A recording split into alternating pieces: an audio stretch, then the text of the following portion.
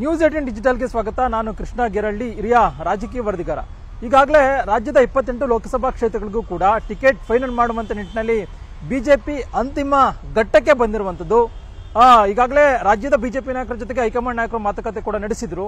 ಆದ್ರೀಗ ಎಲ್ಲೋ ಒಂದ್ ಕಡೆ ರಾಜ್ಯ ನಾಯಕರು ಕೊಟ್ಟಂತ ಹೆಸರುಗಳ ಬಗ್ಗೆ ಹೈಕಮಾಂಡ್ ನಾಯಕರು ಎಲ್ಲೋ ಒಂದ್ ಕಡೆ ತೃಪ್ತಿಯನ್ನ ಪಟ್ಟಿಲ್ಲ ಅನ್ನುವಂಥದ್ದು. ಇದೀಗ ರಾಜ್ಯ ಬಿಜೆಪಿ ನಾಯಕರಿಗೆ ಮತ್ತೊಮ್ಮೆ ಹೈಕಮಾಂಡ್ ನಾಯಕರು ಬುಲಾವನ್ನ ಕೊಟ್ಟಿದ್ದಾರೆ. ಬುಲಾವ್ ಕೊಟ್ಟಂತ ಮೇರೆಗೆ ಇದೀಗ ಬಿಜೆಪಿ ರಾಜ್ಯಾಧ್ಯಕ್ಷ BY ವಿಜೇಂದ್ರ ಅವರು ಮಧ್ಯಾಹ್ನ ದಿಢೀರಾಗಿ ದೆಹಲಿಗೆ ಪ್ರಯಾಣವನ್ನ ಬೆಳೆಸಿರುವಂತದ್ದು. ಅದ್ರ ಜೊತೆಗೆ ಈಗಾಗಲೇ ಮಾಜಿ ಮುಖ್ಯಮಂತ್ರಿ ಬಸವರಾಜ ಬೊಮ್ಮಾಯಿ, ಮಾಜಿ ಮುಖ್ಯಮಂತ್ರಿ BS ಯಡಿಯೂರಪ್ಪ ಮತ್ತೆ ಪ್ರತಿಪಕ್ಷ ನಾಯಕ R ಅಶೋಕ್ ಸೇರಿದಂತೆ ಪ್ರಮುಖವಾಗಿ ಎಲ್ಲರೂ ನಾಯಕರುಗಳು ಕೂಡ ನಾಳೆ ದೆಹಲಿಗೆ ಹೋಗ್ತಾ ಇರುವಂತದ್ದು. ನಾಳೆ ಬೆಳಿಗ್ಗೆ ದೆಹಲಿಗೆ ಹೋಗಿ ನಾಳೆ ರಾತ್ರಿ ನಡೆಯುವಂತಹ ಕೇಂದ್ರ ಚುನಾವಣಾ ಸಮಿತಿ ಸಭೆಯಲ್ಲಿ ಅಂತಿಮವಾಗಿ ಕರ್ನಾಟಕ ಲೋಕಸಭಾ ಕ್ಷೇತ್ರಕ್ಕೆ ಸಂಬಂಧಪಟ್ಟಂತೆ ಸೀಟುಗಳನ್ನ ಅಭ್ಯರ್ಥಿಗಳನ್ನ ತೀರ್ಮಾನ ಮಾಡುವಂತ ನಿಟ್ಟಿನಲ್ಲಿ ಅಂತಿಮ ತೀರ್ಮಾನ ಮಾಡುವಂತ ನಿಟ್ಟಿನಲ್ಲೂ ಕೂಡ ಈಗಾಗಲೇ ಸಜ್ಜಾಗಿರುವಂತದ್ದು.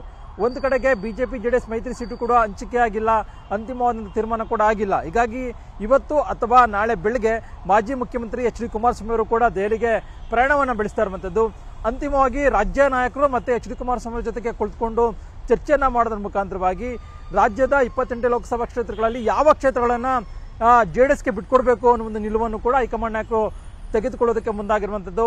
ಎಲ್ಲ ಒಂದ್ ಕಡೆ ಹಾಸನ ಆಗಿರ್ಬೋದು ಮತ್ತೆ ಮಂಡ್ಯ ಆಗಿರ್ಬೋದು, 2 ಲೋಕಸಭಾ ಕ್ಷೇತ್ರಗಳನ್ನ ಜೆಡಿಎಸ್ ಬಿಟ್ಕೊಡ್ಬೇಕು ಅಂತಿಮವಾದಂತ ಮನಸ್ಸನ್ನ ಹೈಕಮಾಂಡ್ ನಾಯಕರು ಕೂಡ ಮಾಡಿದ್ದಾರೆ ಅನ್ನುವಂಥದ್ದು. ಮತ್ತೆ ಈಗಾಗಲೇ ರಾಜ್ಯದ ಬಿಜೆಪಿ ನಾಯಕರು ಕೂಡ ಒಂದು ವಾದವನ್ನು ಕೂಡ ಮಾಡಿದ್ದಾರೆ.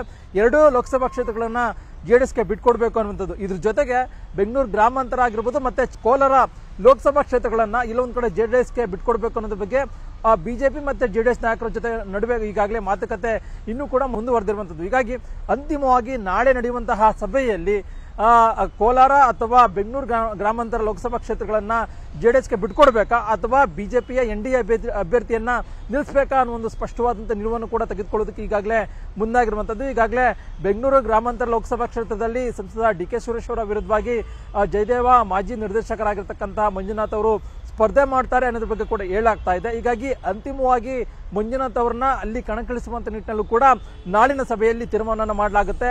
ಈಗಾಗಲೇ ಏನು ಕಳೆದ ವಿಧಾನಸಭಾ ಚುನಾವಣೆಯಲ್ಲಿ ಕನಕಪುರದಿಂದ ಹಾಲಿ DCM DK ಶಿವಕುಮಾರ್ ಅವರ ವಿರುದ್ಧವಾಗಿ ಈಗಿರ್ತಕ್ಕಂಥ ಪ್ರತಿಪಕ್ಷ ನಾಯಕ R ಅಶೋಕ್ ಅವರು ಕೂಡ ಚುನಾವಣೆಯ ಕೊನೆ ಕ್ಷಣದಲ್ಲಿ ಸ್ಪರ್ಧೆಯನ್ನ ಮಾಡಿದ್ರು. ಆದ್ರೆ ಎಲ್ಲ ಒಂದ್ ಕಡೆ ಅವರಿಗೆ ಅತ್ಯಂತ ಪ್ರಬಲವಾಗಿ ಪೈಪೋಟಿಯನ್ನ ಕೊಡುವಂತ ನಿಟ್ಟಿನಲ್ಲೂ ಕೂಡ ಒಂದ್ ರೀತಿ ಫೇಲ್ಯೂರ್ ಆಗಿದ್ರು. ಹೀಗಾಗಿ ಎಲ್ಲ ಒಂದ್ ಕಡೆ ಮತ್ತೆ ಅದು ಬೆಂಗಳೂರು ಗ್ರಾಮಾಂತರ ಲೋಕಸಭಾ ಕ್ಷೇತ್ರದಲ್ಲಿ ಅದೇ ರೀತಿಯಾಗಿ ಮರುಕಳಿಸಬಾರದು ಅನ್ನುವಂಥದ್ದು. ಈಗಾಗಲೇ DCM DK ಶಿವಕುಮಾರ್ ಸಹೋದರರಾಗಿರ್ತಕ್ಕಂಥ ಸಂಸದ DK ಸುರೇಶ್ ಅವರ ವಿರುದ್ಧವಾಗಿ ಮಂಜುನಾಥ್ ಅವರನ್ನ ಸ್ಪರ್ಧೆ ಮಾಡಿಸುವಂತ ನಿಟ್ಟಿನಲ್ಲೂ ಕೂಡ ಬಿಜೆಪಿ ನಾಯಕರು ತಂತ್ರಗಾರಿಕೆಯನ್ನ ಮಾಡ್ತಾ ಇದ್ದಾರೆ.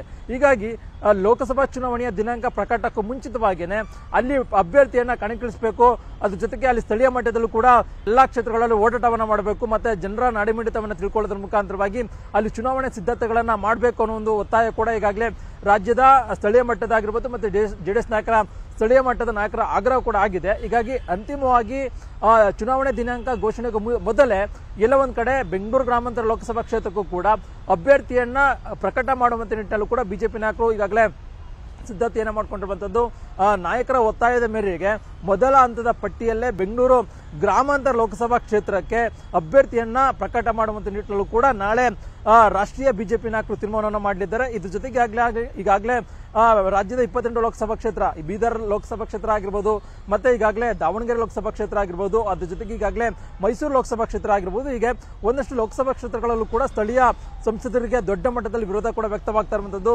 ಬೀದರ್ ಲೋಕಸಭಾ ಕ್ಷೇತ್ರದಲ್ಲಿ ಹಾಲಿ ಸಂಸದರಾಗಿರ್ತಕ್ಕಂಥ ಭಗವಂತ ಖೂಬಾ ಅವರಿಗೆ ಯಾವುದೇ ಕಾರಣಕ್ಕೂ ಕೂಡ ಟಿಕೆಟ್ ಅನ್ನ ಕೊಡಬಾರದು ಅನ್ನೋ ಒಂದು ಒತ್ತಾಯವನ್ನು ಕೂಡ ಸ್ಥಳೀಯ ಶಾಸಕರು ಕೂಡ ಮಾಡ್ತಾ ಇದ್ದಾರೆ. ಹೀಗಾಗಿ ಸ್ಥಳೀಯ ಶಾಸಕರ ಅಭಿಪ್ರಾಯವನ್ನ ಮತ್ತೆ ಅವರನ್ನ ಮನವೊಲಿಸೋದ್ರ ಮುಖಾಂತರವಾಗಿ ಅಂತಿಮವಾಗಿ ಭಗವಂತ ಖೂಬಾ ಅವರಿಗೆ ಟಿಕೆಟ್ ಕೊಡುವಂತ ನಿಟ್ಟಿನಲ್ಲಿ ಅಥವಾ ಬೇರೊಬ್ಬರಿಗೆ ಟಿಕೆಟ್ ಕೊಡುವಂತ ನಿಟ್ಟಲ್ಲೂ ಕೂಡ ತೀರ್ಮಾನ ಮಾಡೋದಕ್ಕೂ ಕೂಡ ಮುಂದಾಗ್ತಾ ಇರುವಂತದ್ದು. ಮತ್ತೆ ದಾವಣಗೆರೆ ಲೋಕಸಭಾ ಕ್ಷೇತ್ರದಲ್ಲೂ ಕೂಡ GM ಸಿದ್ದೇಶ್ವರ ವಿರುದ್ಧವಾಗಿ ಕೂಡ ಸ್ಥಳೀಯ ಮಟ್ಟದಲ್ಲಿ ವಿರೋಧ ಕೂಡ ವ್ಯಕ್ತವಾಗ್ತಾ ಇರುವಂತದ್ದು. ಅದ್ರ ಜೊತೆಗೆ ಈಗಾಗಲೇ ಮೈಸೂರು ಲೋಕಸಭಾ ಕ್ಷೇತ್ರದಲ್ಲಿ ಹಾಲಿ ಸಂಸದರಾಗಿರ್ತಕ್ಕಂತಹ ಪ್ರತಾಪ್ ಸಿಂಹ ಅವರ ವಿರುದ್ಧವಾಗಿ ದೊಡ್ಡ ಮಟ್ಟದಲ್ಲಿ ವಿರೋಧ ಕೂಡ ವ್ಯಕ್ತವಾಗ್ತಾ ಇರುವಂತದ್ದು.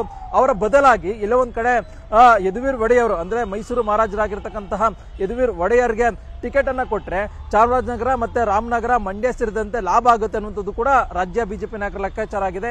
ಈಗಾಗಲೇ ಯಡಿಯೂರಪ್ಪ ಆಗಿರ್ಬೋದು ಮತ್ತೆ ಬಿಜೆಪಿ ರಾಜ್ಯಾಧ್ಯಕ್ಷ BY ವಿಜೇಂದ್ರ ಅವರು ಯದುವೀರ್ ಒಡೆಯರ್ ಹೆಸರನ್ನು ಕೂಡ ಶಿಫಾರಸನ್ನು ಮಾಡಿದ್ದಾರೆ. ಹೀಗಾಗಿ ನಾಳೆ ನಡೆಯುವಂತಹ ಸಭೆಯಲ್ಲಿ ಎಲ್ಲಾ ಲೋಕಸಭಾ ಕ್ಷೇತ್ರಗಳು ಕೂಡ ಅಂತಿಮವಾಗಿ ಅಭ್ಯರ್ಥಿಗಳನ್ನ ಕಣಕ್ಕಿಳಿಸುವಂತ ನಿಟ್ಟಿನಲ್ಲಿ ಮಹತ್ವದ ತೀರ್ಮಾನ ಕೈಗೊಳ್ಳಲಾಗುತ್ತೆ. ಸಭೆ ಬಳಿಕವಾಗಿ ಪ್ರೆಸ್ ಮೀಟ್ ಅನ್ನು ಮಾಡೋದ್ರ ಮುಖಾಂತರವಾಗಿ ನಾಳೆ ಸಂಜೆಗೆ ಕರ್ನಾಟಕ ಲೋಕಸಭಾ ಕ್ಷೇತ್ರಗಳಿಗೆ ಮೊದಲ ಹಂತದಲ್ಲಿ ಅಂದ್ರೆ 10 ರಿಂದ 15 ಲೋಕಸಭಾ ಕ್ಷೇತ್ರಗಳಿಗೆ ಬಿಜೆಪಿ ಮತ್ತೆ ಜೆಡಿಎಸ್ನ ಎನ್ಡಿಎ ಅಭ್ಯರ್ಥಿಗಳನ್ನ ಕಣಕ್ಕಿಳಿಸುವಂತ ನಿಟ್ಟಿನಲ್ಲಿ ತೀರ್ಮಾನವನ್ನು ಕೈಗೊಳ್ಳಲಾಗುತ್ತೆ. ಈಗಾಗಲೇ 2ನೇ ಸುತ್ತಿದ ಸಭೆಗೋಸ್ಕರವಾಗಿ ರಾಜ್ಯದ ಬಿಜೆಪಿ ನಾಯಕರು ಇದೀಗ ದೆಹಲಿಗೆ ದೌಡಾಯಿಸಿರುವಂತದ್ದು. ಎಲ್ಲ ಒಂದ್ ಕಡೆಗೆ ಹಾಲಿ ಸಂಸದರಿಗೆ ಆಗಿರ್ಬೋದು ಮತ್ತೆ ತಮ್ಮ ಪರವಾಗಿರ್ತಕ್ಕಂಥ ನಾಯಕರಿಗೆ ಟಿಕೆಟ್ ಕೊಡಿಸುವಂತ ನಿಟ್ಟಿನಲ್ಲಿ ಯಡಿಯೂರಪ್ಪ ಮತ್ತೆ ಬಿ ವಿಜೇಂದ್ರ ಅವರು ಕಸರತ್ತನ್ನ ಮಾಡ್ತಿದ್ರು. ಆದ್ರೆ ಈಗಾಗಲೇ ಹೆಸರು ಕೂಡ ಶಿಫಾರಸನ್ನ ಮಾಡಿದ್ದಾರೆ.